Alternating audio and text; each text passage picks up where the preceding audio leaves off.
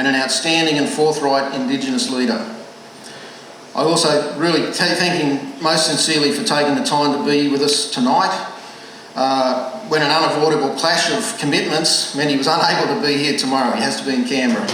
So he's got a lot of trouble to be here with us tonight and share his thoughts, which I really do appreciate. One of the benefits of being semi-retired, as I am these days, is that I was able to watch the live coverage of former PM Gough Whitlam's memorial service about nearly 3 years ago, November 2014. All the speakers that day were outstanding and inspiring, but none more so for me than Noel Pearson, and for many others that have shared that thought. Noel opened his eulogy to Gough Whitlam by quoting former PM Paul Keating, noting that the reward for public life is public progress. He went on to describe how that applied to Gough Whitlam, but I'd also suggest that I think it applies to Noel himself.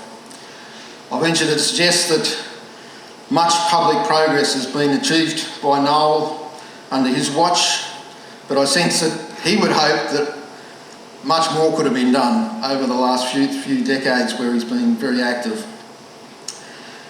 This evening, Noel will share his views on how Indigenous enterprises and leadership can drive Northern Australian development. And many of you will be well aware of how well placed he is to assess that task and what is needed in Northern Australia. He's a lawyer, an academic and a land rights activist. He founded the Cape York Institute for Policy and Leadership in 2004, but he's been a very active and prominent leader in Cape York for more than 3 decades. I'm probably telling you nothing here that you don't already know. In 2005, when discussing the Cape York agenda at the National Press Club, Noel noted that maximum participation in economic life is key to overcoming disadvantage. A few simple words there, but a lot of beef. I look forward to hearing from Noel this evening as to how much participation in economic life has been achieved in Northern Australia and what is needed to drive the agenda through successful Indigenous enterprises and leadership. It's my great pleasure to introduce Noel Pearson.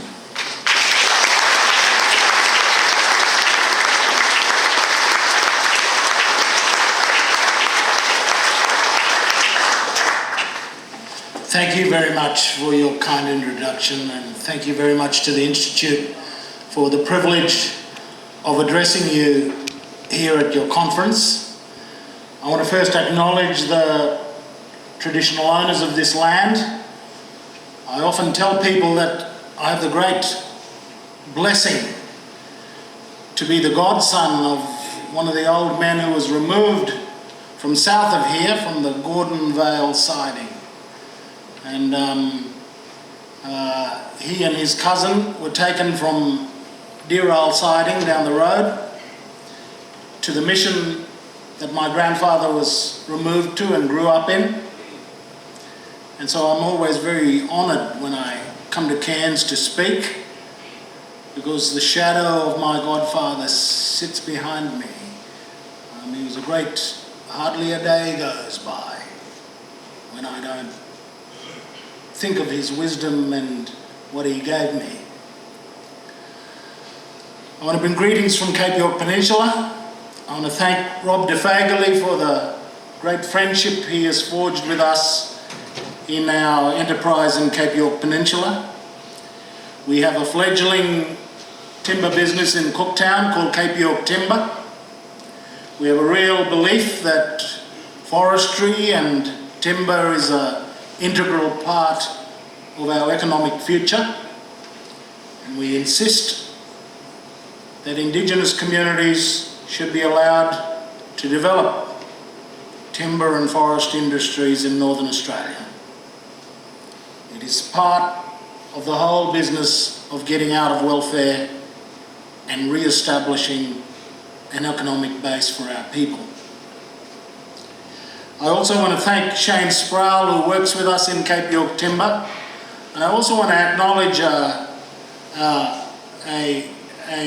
business that's a timber business run by my dear girl, Gina Castellane, on behalf of WIC Projects. They're going to get into the timber business on Western Cape York Peninsula, and I'm very excited about that because the opportunities on Western Cape York are very significant, and Gina has been completely relentless in pursuing that opportunity and is now on the cusp of getting that enterprise going. From our point of view, there's going to come a time over the next 2 years, perhaps 3, when all of our land rights claims will be settled. All claims in Cape York Peninsula will come to an end.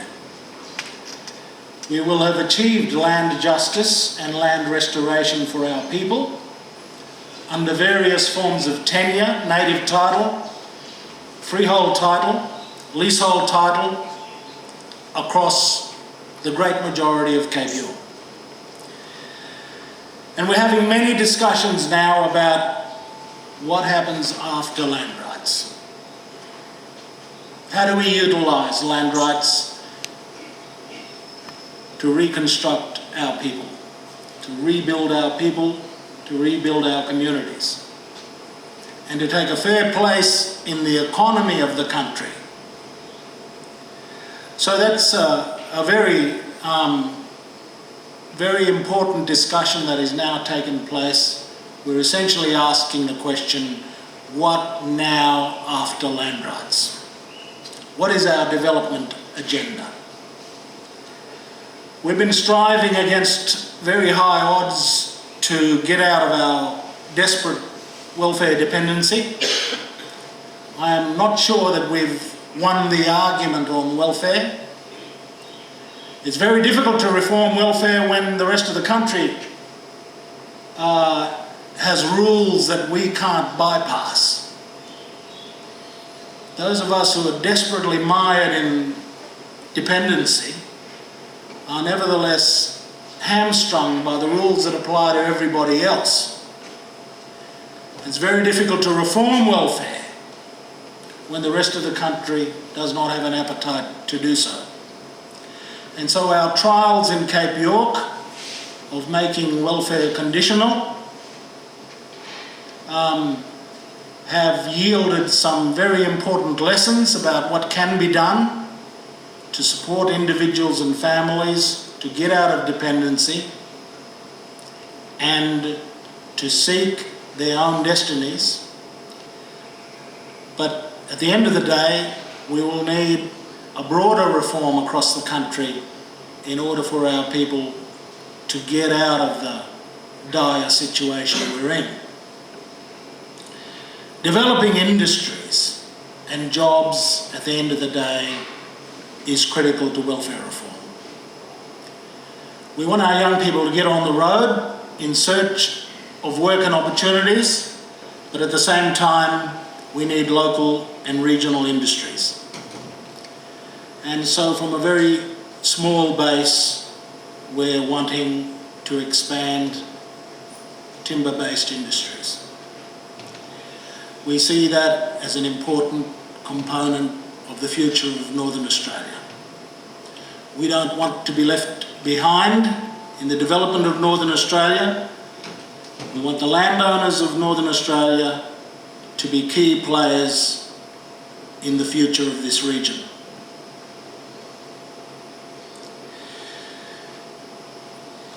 I want to say something about our struggles with the environment and the environment movement.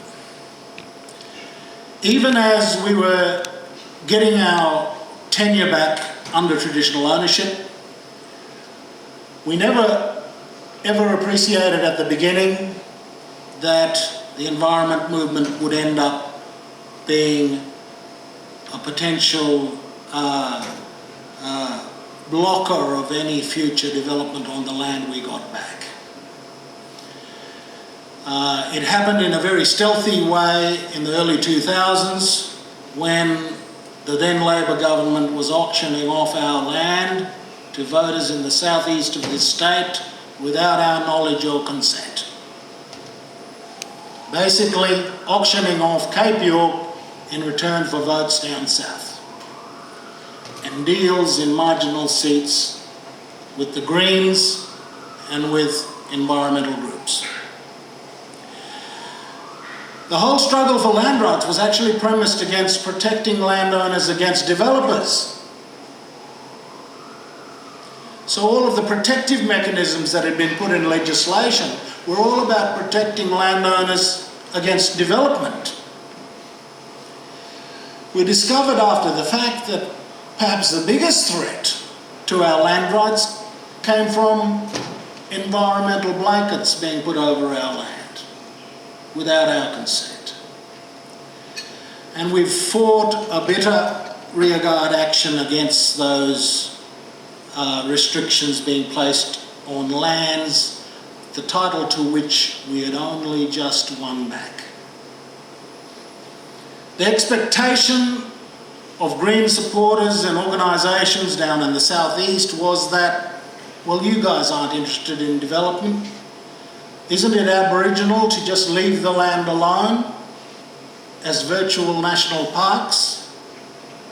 So they put tree clearing restrictions on us without our consent, even though tree clearing, broad scale tree clearing, was never a problem in Cape York Peninsula. Nevertheless, those restrictions were put in place by the Beattie government without consulting with us, without notifying us, and certainly without getting our consent. The second thing that happened, and when it happened, I must say, my colleague, Mr. Armat, and other leaders in Cape York Peninsula were a bit puzzled by all of this. And, but like a frog in a boiling pot of water, it took us a while to understand what was going on. Here was a government that was auctioning off our land for votes in Brisbane, and we got nothing in return for it. Not even the compensation regimes that were put in place yielded any compensation to Aboriginal landowners. The second thing that came in was wild rivers. And at first we didn't really create any public outcry about it. We were extremely puzzled by what the government was doing. And of course, at the early stages, the government under Peter Beattie explained to us that this was just about protecting the rivers themselves. And his explanation was like, the Brisbane River would be protected from bank to bank in the same way rivers in Cape York would be protected. But of course, by the time they came to draw up the legislation, the definition of river vastly expanded beyond the river banks, 5 kilometres off the banks. And then as the legislation moved on, the Greens were able to get the government to define wild river areas as basins. We went from catchments to basins. Had the Wild River scheme proceeded to the conclusion that the Green groups wanted, perhaps 80 or 90% of Cape York would have been under wild rivers. A region the size of the state of Victoria would have covered 80% of the region in wild rivers, which in their application would have been virtual national parks in terms of their restrictions. Which was why we fought for 5 years against this regime. And we eventually succeeded in the repealing of the legislation, but it was a major diversion from our welfare reform efforts simply to keep economic opportunity alive for landowners in Cape York. And our argument to the government was always that, well, we might not have a business idea now, but we may have a business idea in 10 years' time, or when our children are educated and capable, So we want to preserve future development opportunities. And so there's been this real standoff between us and the green groups. And the standoff remains. Us trying to preserve future opportunity, and the green groups basically saying, well, let them eat cake.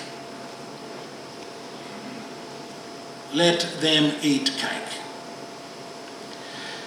So we're very mindful that the battle for land rights in one sense has been complete, that we've got our title back, but our future challenge will be, will we be allowed to develop the land in a sustainable way to underpin a future for our children? And so I want to urge this conference in relation to our environmental challenges of biodiversity and climate change. I think we have to own those problems. We have to own those challenges, and we have to be the ones who find the solutions to them. This is about humankind's place in nature. The one nature we all own, and I always like the phrase that the environment is too important to leave to the environmentalists.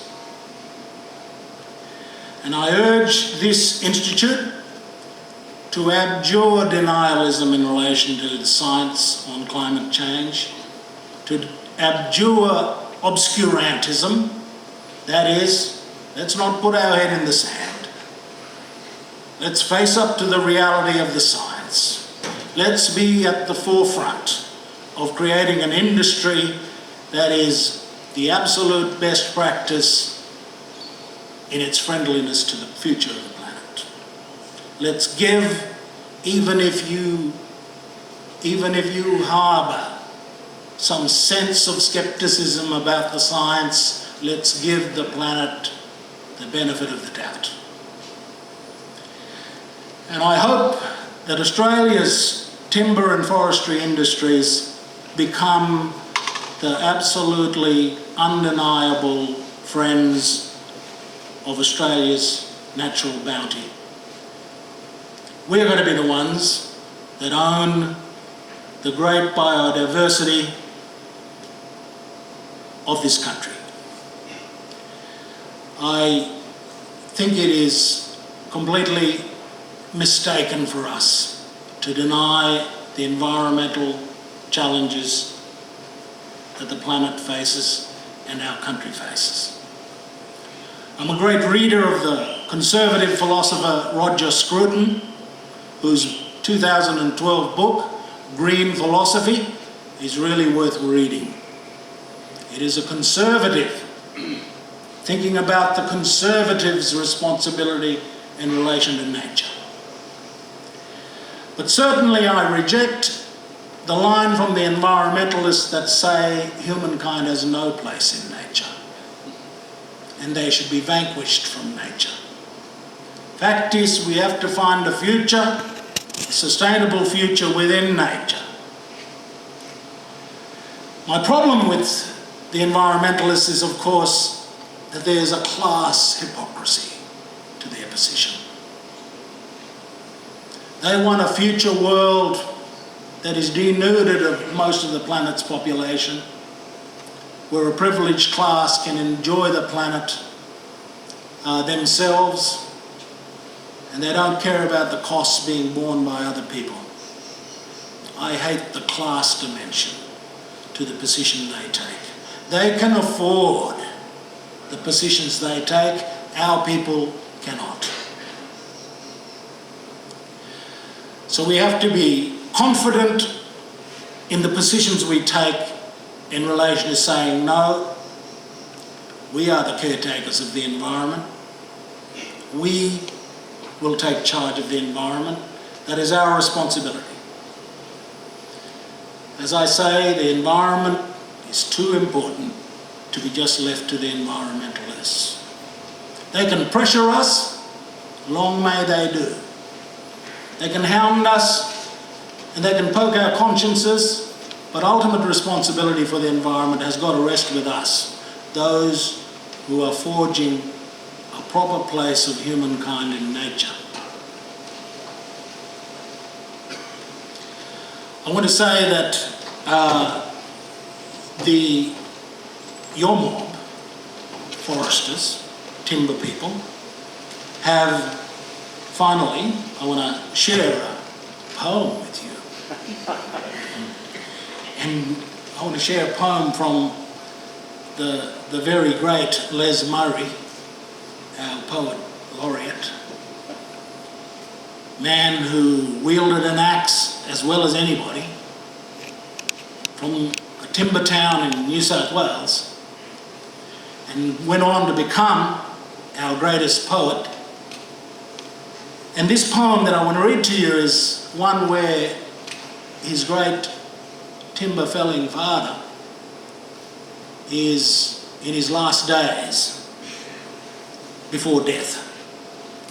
He calls the poem The Last Hellos. Don't die, Dad, but they die. This last year he was wandering, took off a new chainsaw blade and cobbled a spare from bits. Perhaps if I lay down, my head'll come better again. His left shoulder kept rising higher in his cardigan. He could see death in a face. Family used to call him in to look at sick ones and say, at his own time, he was told. The knob found in his head was duck egg size. Never hurt. 2 to 6 months, Cecil. I'll be right, he boomed to his poor sister on the phone. I'll do that when I finish dying. Don't die, Cecil. But they do. Going for last drives in the bush. Odd, massive, board-slotted stumps, bony white. In whipstick second growth. I could chop all day. I could always cash a cheque in Sydney or anywhere, any of the shops. Eating still at the head of the table, he now missed food on his knife side. Sorry, Dad, but like, have you forgiven your enemies, your father and all of them? All his lifetime of hurt. I must have grin. I don't think about that now. People can't say goodbye anymore. They say last hellos. And going fast over Christmas, he'd still stumble out of his room where his photos hang over the other furniture and play host of his mourners. The courage of his bluster, firm big voice of his confusion. 2 last days in the hospital. His long forearms were still red mahogany. I love that line. His hands gripped steel frame, undying. On the second day, you bust into talk, but I'm too busy dying. Grief ended when he died. The widower like soldiers who won't live life their mates missed. Good boy, Cecil.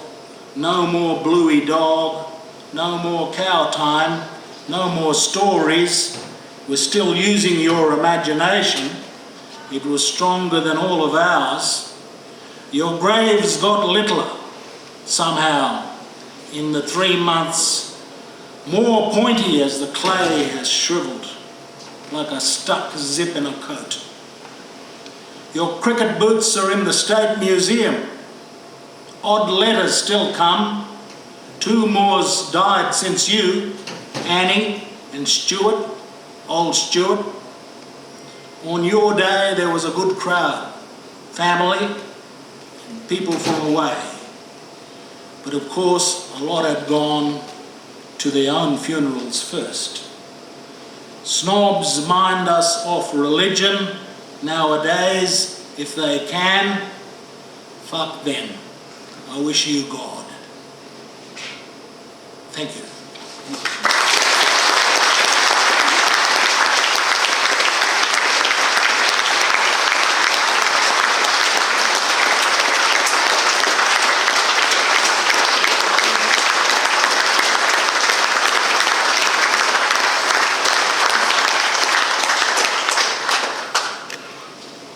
That was outstanding, thank you, Noel.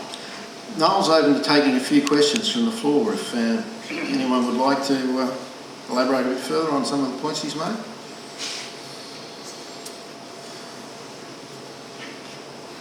I'm a bung eye, so I might not see you. Sorry.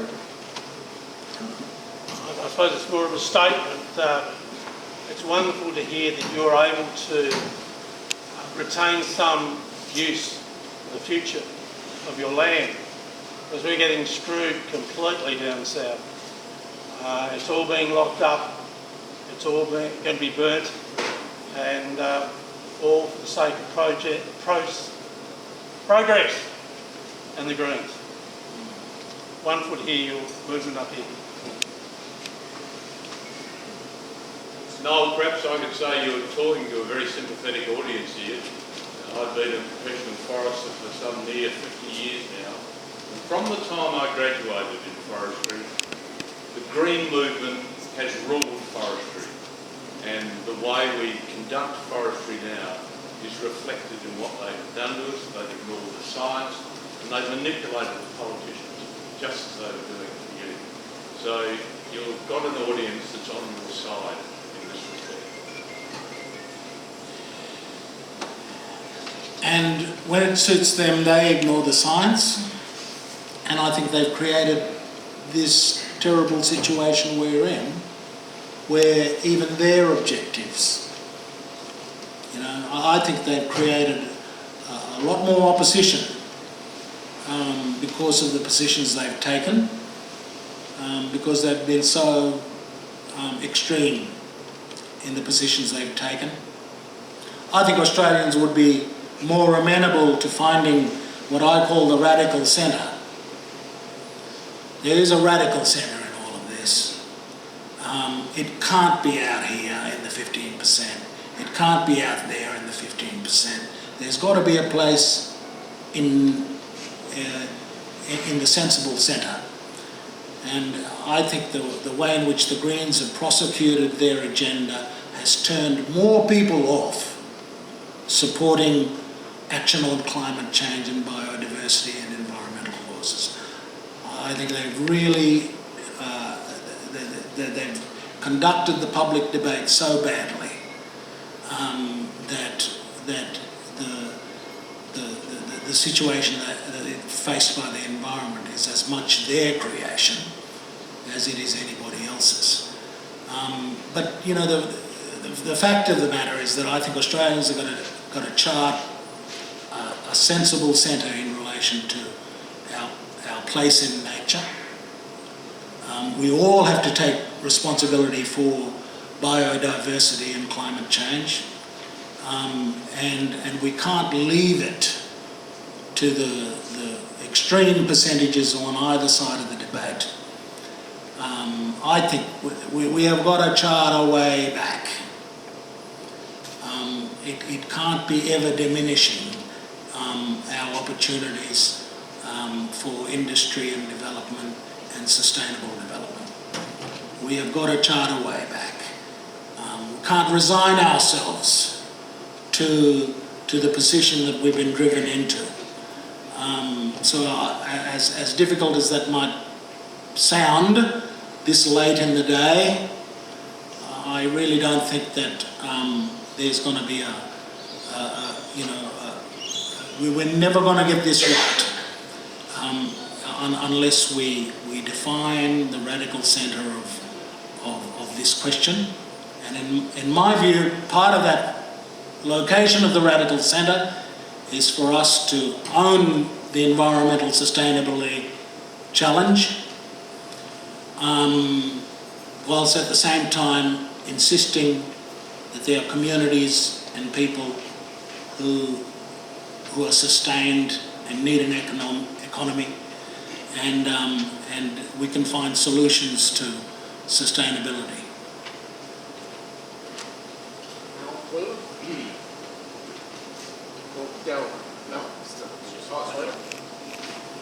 Welcome to country. Sorry. Well, do you want to say a couple of words first?